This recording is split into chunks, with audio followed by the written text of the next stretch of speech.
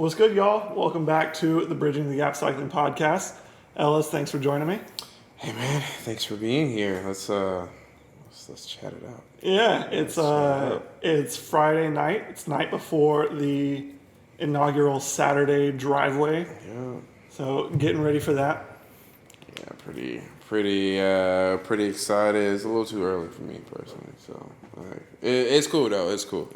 I would glad to knock it out, but kind of do miss having Thursdays to driveway. So Yeah, I am ready for them to come back. I like the evenings. I like the heat. Yeah, I don't mind it at all. Yeah, How do you think the day change, the time change, all that is going to affect the turnout? You think it's going to be more people, less people? I think it has a slight possibility. It's the first one, so I really can't.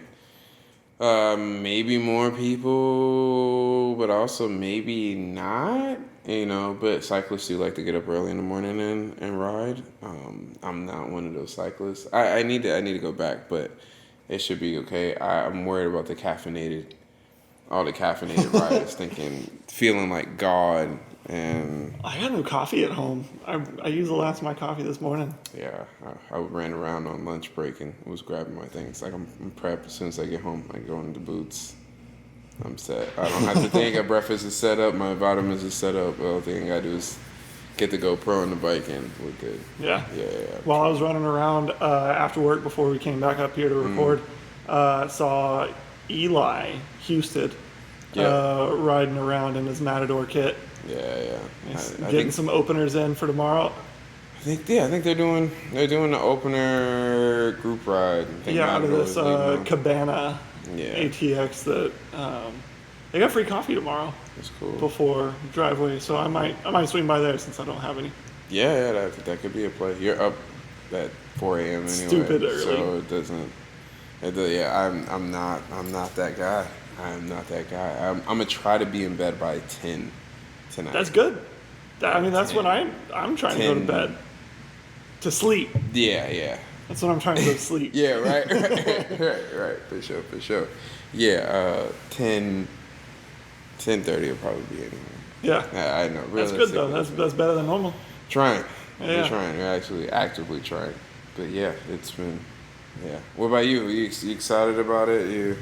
Yeah, I like the evening races on Thursday, especially because Saturday is my off day. I'm not up here at the shop, and so that's usually one of my 2 long ride days. And so I don't really get to do that quite as well. It's not as if I didn't have races that morning. So it's kind of cutting into that. And I've talked to a couple people that shared the same sentiment so far, but it's cool that they're trying something new. We'll see how it goes.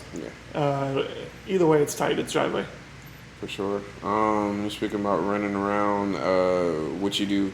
Did you do openers today? I didn't do any openers. What you did? I did the Pas Normal coffee ride. Yeah.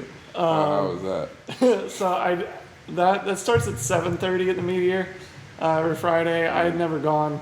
Got invited yesterday. Someone I ran into. Dope. So figured I'd go. I woke up early and did about an hour's worth of Shoal Creek loops beforehand. Overachieve. just trying to get my hours in. Yeah. And that was all zone 2. The Pas ride was very social. How do you feel about social rides, chill rides, conversational pace, all that? I don't do them enough. Yeah? Yeah, which is I kind of came up doing that type of stuff. That was kind of the OG, social, not social rides, but the group rides that were just very manageable. Yeah. You know what I mean? Where you go on them with Freds and Mammals and just ride, and you know what I mean? A lot of people are have kids that have kids. And you just learn a lot. You learn some old game. You learn how to do things. It's just cool. Just being in the draft. Just being able to I can make a ride this time and do it. So Yeah. Yeah. I think it's cool. I don't know. Yeah, I don't know. I don't know how. I guess I got to do one every once in a while to just remind myself how much I hate them. I don't know, man. It was painful. Just like, I felt like I talked to some new people. I met some new people. Cool conversation. That's the whole point of it, I guess. But it was just painful how slow it was and how I just felt like I wasn't accomplishing anything. I feel like I spend so much time riding and working towards like getting better and improving in anything. Right. And so much of my training is intentional, not necessarily always hard, but always intentional.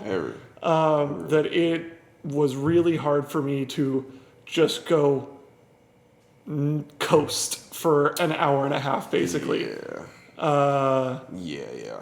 That's. I mean, my heart rate was like 105 for a good portion of it, like 110. That's crazy. That's crazy. And so, it was just a good reminder of how I'm not a huge fan of doing rides like that. Not really a social guy. I like you're social. I'm social, but maybe I just need a slightly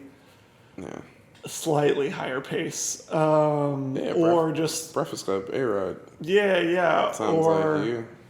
Or being social off the bike, like going riding, and then maybe we go swim, we get off the bike, we're social there, and then it's back to business. Right. But yeah, it was a good reminder. Yeah. Kind of reminds me every time I do Breakfast Club, I do the B's because I'm like A's it's like a weird mix. It's like a weird mix. I feel like maybe A's might be too fast, but maybe I've never done A's, so maybe that what I have to do and see what the A's are about. But I heard it kind of get a little spicy sometimes. That's not what I'm going for. Everybody threshold's a little bit different, and B's would be too slow, A's would be too fast. It's like the group rides that I told you I came up on where it used to have a group. It was like A's, B plus, B's, C's, and the B plus is like the smooth, like average 20. Like you know what I mean? Sweet spot. Yeah. That was a move. And bro, like the leaps and gains of fitness, I actually because it was like people who've ridden with A's, but know like doing A rides all the time ain't gonna be the way to go. You do it sometimes. Yeah. They might mix it up. They might mix it up and they might get an A's, or they might do A's for a little bit, do a little block, and then come back to the B's and then just be able to ride tempo. And I was like, yo, that's smart. So I always find myself riding at the front of B rides and stuff like that, and I'm like actually never being social. But then I go to the back and I see these people back there. I'm like, we're already past that. Like wherever learning curve they are, wherever they are in their stage, like I'm already like through that. Now I'm not trying to sound like an ass, but like it's just different. Like not at all. Like I'm not looking at it like in an elitist way at all. Yeah, for sure. It just wasn't very enjoyable to me, and I think a lot of it is my mindset of being so intentional with everything I do. Probably a little of the like obsessive compulsive side of things. Just like if I'm doing it, I want to be like really doing like moving towards the goals that I have. Yeah, for sure. I mean, I get what you're saying. Like if I would just did B rides, I would just be in the back mixing up and getting into trouble, like lady trouble. Like I would like I'm serious. Like what else am I doing? Like I'm coasting. Yeah. I'm in the blue. I'm not getting my heart rate up. What am I actually doing? Like I have to be getting something from. And I started, that might sound like, so, I don't know, narcissistic or something like that. But it's like, literally, I'm not like, I'm on my bike. Yeah, it's cool. But like, I could be a little bit more productive if I was riding by myself. Yeah. Rather than being with the group. And then people's riding styles, like, that's what I'm saying. The B plus, bro, is the good mix. Because they know how to not coast through shit. They know how to keep acceleration, keep momentum, not breaking in corners, and letting it, like, it's different. It's different flows, bro. So, like, 100%.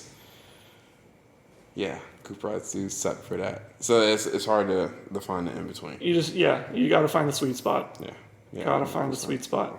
We've been following the tour here up at the shop, and there's been some pretty crazy performances. Yeah. Pretty crazy stuff happening in it. For sure.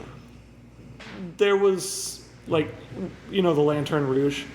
Yeah. Their podcast, but they also have a website where they post articles analyzing power data based on climb times and stuff like that. And they're going pretty granular with it. They're going into like the bikes the rider is using, how long they're in a pack, who are they drafting, all this, to basically get an estimate on the power data that the rider's doing. And they published that the other day, Pogacar did like 7.2 watts per kilo for something close to 20 minutes, and Jonas was doing 6.9 or something like that watts per kilo. And it's raising a lot of eyebrows about doping, because back in the heyday of doping, 7 watts per kilo, 6.8 watts per kilo was like the standard, the highest you could get while doping. There's arguments on either side, whether it's all about equipment, but that doesn't account for watts per kilo. But also nutrition and training styles and approaches and stuff like that. And I was curious, like, what you were thinking. What are your thoughts on, like, is the current field doping, or is it realistic what they're doing? It could be realistic if you have genetics and have the time and have the funds to be able to do so. I mean, we've seen leaps and bounds on stuff we've just tightened up on. Yeah. So, I mean, I only can imagine once you actually have like an environment that actually was helping breed that. I don't doubt it. And if we were younger, take 10 years off of whatever we're at right here, and then give us the situation and information they know now, dude, we'd be... And the bikes, and like how we're riding, like we're riding a lot more aggressively, the courses are a little bit faster. I don't know. I mean, I think it's possible. And I mean, how many... They're probably testing the hell out of them every day. They are, yeah, but also Lance was tested like all the time, apparently. Yeah. So I don't know. I want to believe that it's all clean, because I like a lot of the riders. I like how the racing is happening nowadays compared to how it used to be, because it used to be pretty boring. And some of the older riders in the peloton are still like kind of against the current way. Everyone is riding like full gas all the time, constantly attacking and stuff, but it's more exciting for me to watch, at least. So I want to believe, but I was curious what your thoughts were on it. I try not to think about it, Yeah. honestly. I think it's whatever. It's bike racing. I mean, we all know, people who ride, we know what's going on, and I think the only thing you can compete against is yourself at the end of the day. Just try to be a better you. You can't really think about the outside. And on their level, they're getting paid for it. So, I don't know. Hopefully they have healthy situations around them. Good soil, you know what I mean? I was looking at it, 6.8 watts per kilo, for me, would be like 440, 450 watts, something like that. Yeah. It's stupid. For you, it would be 500 watts. Yeah, essentially. I was like, I've seen 3 and 4s, and I've seen 5s, but I don't think I could hold 5 for 20 minutes. 20 minutes, that's crazy. I don't It's not absolutely gonna incriminate insane. myself, but that's insane, bro. Yeah. No, it's no way possible. But yeah, it's been a good tour. It's been cool to watch. Sad to see Mark Cavendish's team's kind of dying out, but hopefully Mark can be able to get some type of performance out of what it was, and it's been pretty cool to see him get that one. Yeah, I mean, he got that win. He got 35. He told Pog, better not take it. Pog's looking like he might take it. Yeah, he will. He might take it soon. Yeah. He's won 4 stages this year so far. Yeah. And he could still win Decent. the time trial. Yeah. If not, if Remco has anything to say about it. Yeah. Yeah, it's been cool to watch, man. Been me too. Yeah, Biniam. Yeah. It's pretty tight. He, at this point, still 2 more stages to go for when we're recording this, but Biniam looks like he has the green jersey locked up. I think it's almost mathematically impossible for it to get taken off of him. Fingers crossed. Yeah. He just has to make it to the finish. Yeah. Hey. That part. That part's tough. That part. But they got one more mountain day, and then they got a time trial. That's crazy. Yeah. That's actually crazy. That's almost over. Tour has flown by. Yeah, it has. It's been insane. Yeah, never mind. Sorry, Marcus. And then, what about, you think Pog is going to go to the Vuelta to try and do the triple? I hope not. You hope not? I hope not. Why? I don't know. I feel like maybe that could be cool, but I would just rather see him go to the Olympics and get gold there. That Porque no los dos. Yeah. I mean, shoot. I don't know. Why not both? I mean, if he did that, if he did Olympics and Vuelta, then, there's talks of him being the greatest cyclist of all time. Yeah. But that would cement it as the greatest cyclist of all time. Yeah, for sure. Get out of here, Eddie Merckx. Yeah, 100%. It'll be interesting. I'm ready for the Olympics to start up to watch all the other sports, honestly. Which ones are you most interested in? Probably gymnastics, just because so many different events. And then cycling, I'd probably say. Yeah. Just kind of the movements and everything like that. I don't know, weightlifting too. The weightlifting, the Olympic lifts is pretty crazy. Yeah, it's usually a good thing. I don't know, man.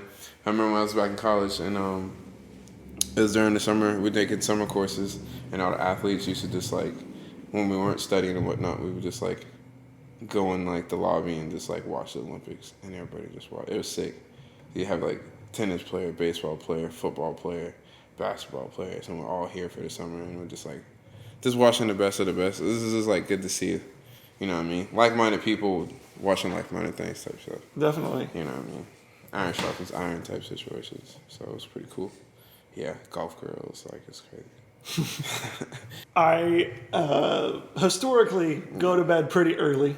Yeah. Right? Wake Not up tonight, real right? early. No, right. Or wake up real early. Mm-hmm. And this wasn't any different the other night. I got a text, right? I got a text from somebody asking me, "You awake?" Yeah, for sure. And I wasn't. It was real early for most people. What is early? It was before 11. That's that's not bad. Yeah, Before 11? It was before 11. Actually, before 11. Nobody. Let's say that you might be able to.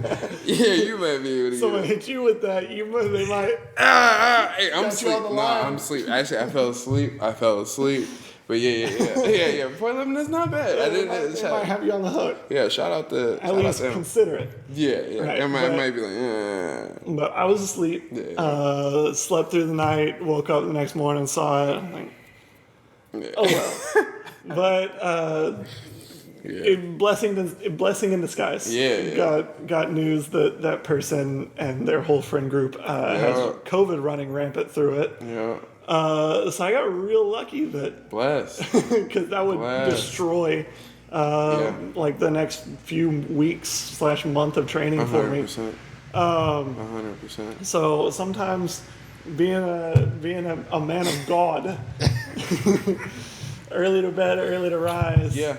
It can save you. 100%. Bro, I've been doing the same thing lately too, so that's pretty cool to see it keep you out of the way, because man, the devious dog hour is just it could be. Demons are out. Demons are out, bro. After 9, it can get insane. Yeah, I'm glad, man. That's kind of weird. That's super weird. Mm-hmm. Yeah, man. Ariel, stay focused, man. I'm telling you, temptation's around the corner. Literally around the right around the literally corner. right around the corner, bro. Yeah, we stay in a very nice neighborhood. We stay in a very walkable neighborhood. Very walkable, very bikeable. Probably the best neighborhood in Austin. Oh yeah, it's premier spot. Yeah. If anybody, I mean, only people that's gonna say anything worse or gonna say better probably say East Side. Yeah, I mean South Austin people are pretty up in arms about South Austin. They love that stuff. They love that shit. Yeah, They love that stuff. Yeah, I saw somebody calling North Austin Dallas the other day.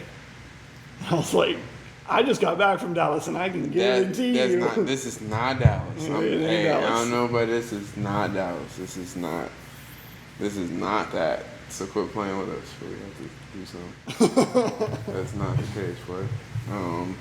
But yeah, no, bro. I feel you. I've been trying to fall back on some of that shit too. If it ain't involving a bike, bro, honestly, a bike and shit I want to do, I'm not even, and it like has to fit my schedule. If it's not on my time, like I don't even. Well, I mean, I told you whenever I first was moving down, you were asking about relationships, girls, whatever. Yeah. And what I tell you that if it doesn't complement my life at this time, then I don't want it. I don't want to bring in anything extra that's going to bring in stress. Yeah. There's no point in it. For sure. So yeah, right now I'm focused on the bike. I'm focused on work. I'm focused on this stuff. Yeah.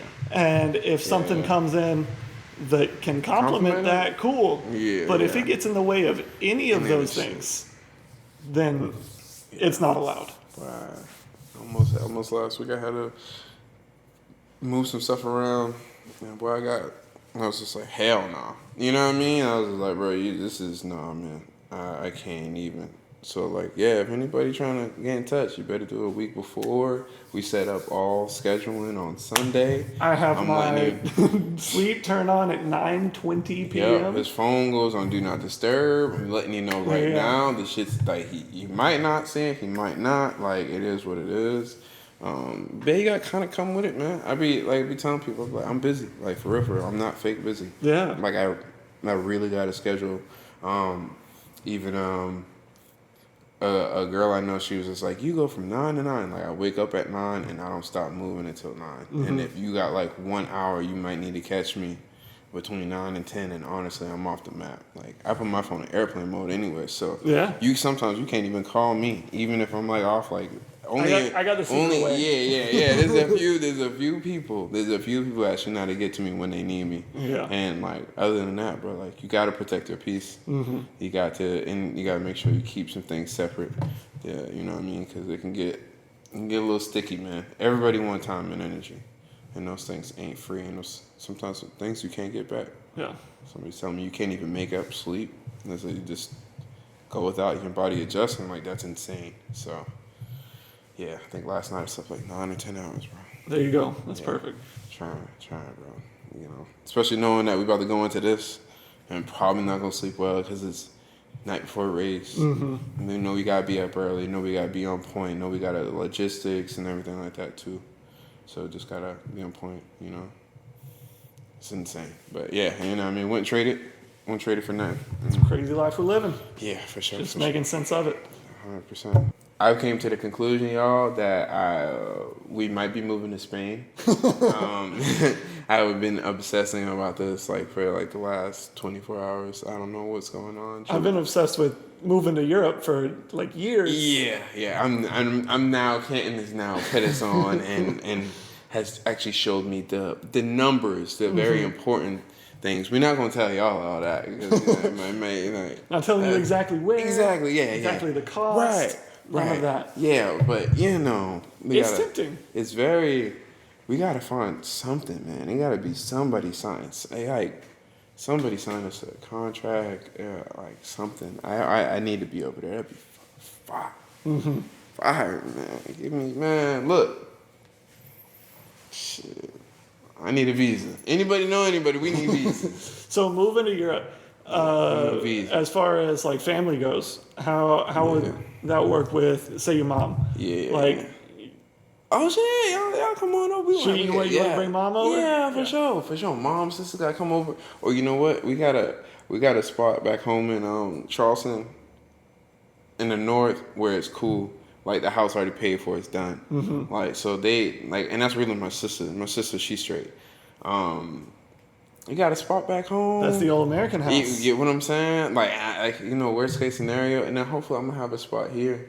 I have a spot here, and then I have some shit going. But yeah, I need both. Yeah. I can't pick one. I can't pick. I'm for real. I'm really American. Like for real. Like, you know what I mean? Like, got Native American. My grandma's half. Like, I'm African American. That's all we know. So, like, honestly, I feel like I'm really American. I'm not, you know what I mean? Not like gung ho about it, but I'm like, yo, like America's tight. Like, I feel like we need a little bit more of that too, though. Yeah. I feel like a lot of cyclists always be like, Europe. I'm like, bro, like, if everybody keeps leaving, how did we ever build up America? That's kind of I respect. I kind of respect the people who could have been pro or used to have been pro and like the Jetsons and stuff like that and trying to build up, because I feel like America's tight. We got a bunch of cities that we easily could probably get permitting for. Like, we're not utilizing. We could easily have our own American tour. Like, we're sick. Like, Americans, we're sick, bro. Like, we're really, like, it's cool. Like, it's really tight. But no, Europe's, yeah. What do you say? It's the colonies. Yeah. I mean, like, anywhere that was, like, that came from the UK, came from England. Right. Any of those colonies Yeah. or former colonies, it sucks to ride there. Yeah. Because that mindset is coming from them. It's car dependency. It's get off the fucking road. Yeah. I mean, like the other day, whenever I did my big dumb ride the day after we recorded last time, went down road, You gotta put that up. dripping Wimberley, San Marcos, back up. I'm sitting at a light, and a dude is driving past, perpendicular, going the opposite direction, right? Yeah. And he rolls down his window and points at me and goes, "Fucking asshole!" And bro, I'd never seen this man in my life. We were coming from entirely different directions.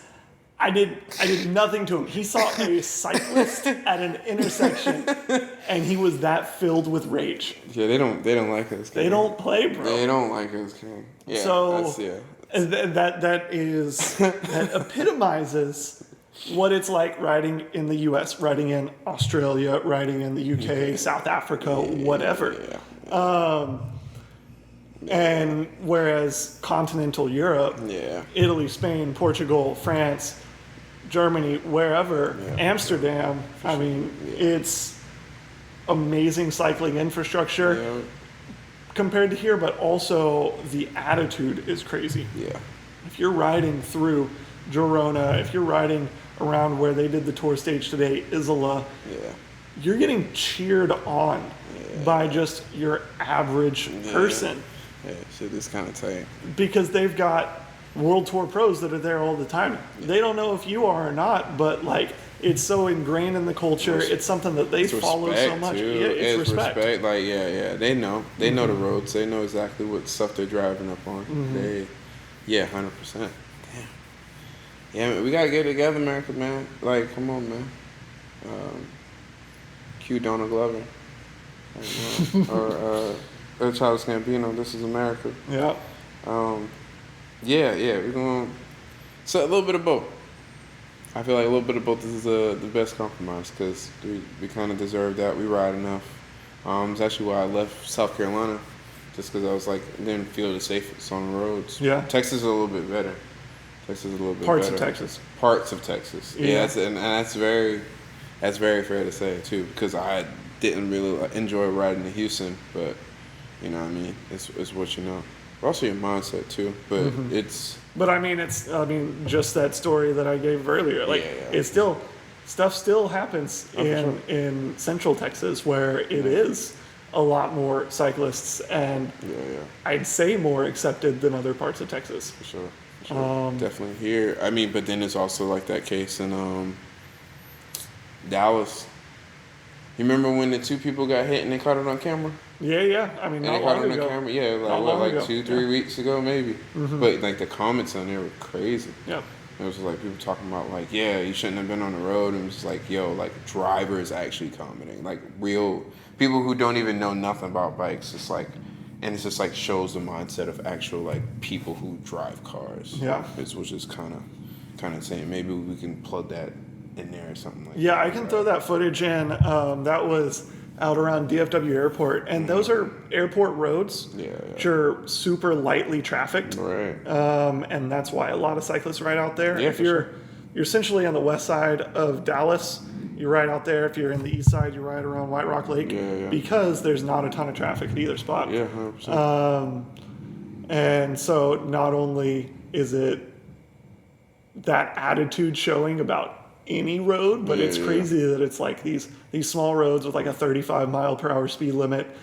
These two people were speeding way over the speed limit and just ran over a few people, stopped, and then like really ran over the dude that they already hit. Oh wow! And it's just insane. Yeah. I was gonna see this. This is half of the reason why we're really talking. You know what I mean? Because we definitely want to close that up too. We want to make sure people feel comfortable riding a bike, man. You don't want to tell somebody to do something that's dangerous, but you know. I mean that's half of what this shop sells. Half of what this shop caters to is people just riding to get around, commuting, getting their groceries, getting to school, getting to work. For sure, 100%. Not everyone that comes in here, barely anyone that comes in here, are people that are riding like us and racing and stuff like that. Yeah, not too many. And it's it's what we focus on. Yeah. It's the basis of how you and I started riding. We talked about that in previous podcasts. For sure. It's a cultural thing, you know. Oh my god. Oh. Hey, Hyde Park / North Loop is full of. Oh my god. This is another reason that this is the best part of town. Just saying. Walk outside your door. Boom. Oh. What did I got? Oh my god. Got a situation on my hands, I swear. Got caught up, man. Got caught up. I hope she's watching this. So it's a beautiful thing. But we want safety, man. Like I said, everything we do really here is commuter stuff. We got a lot of gravel guys that'll come through, people who just like adventure riding and doing longer rides and stuff like that, trying to get away from cars. But it's crazy. So hopefully y'all are safe, man. Being safe out there, being smart, and also try to think in front of what you're ever seeing. You know what I mean? I think a lot of people try to like react, but you need to be like going through a four-way intersection and be looking for which car is touching first and where they're blinking. You need to be like a move before the move, dog. Like, and that's like the good thing. And expect the worst case out of the drivers, and usually that'll make you be safe. Yeah, it's the safest way to do it. Hope for the best, but expect the worst. Yeah, for sure. On that note, Ellis, I appreciate your time. Hey, bro, appreciate you, man. Glad we did it. Always feel better after we do these type of things. So cool. Appreciate you guys tuning in. Hell yeah. Let us know how your training's going. Let us know if you have any questions. Drop them in the comments. Yeah, and we want to hear feedback. We do. We've got racing tomorrow, so keep an eye out on our socials, on the YouTube channel to see any race recaps, and we'll see you next time.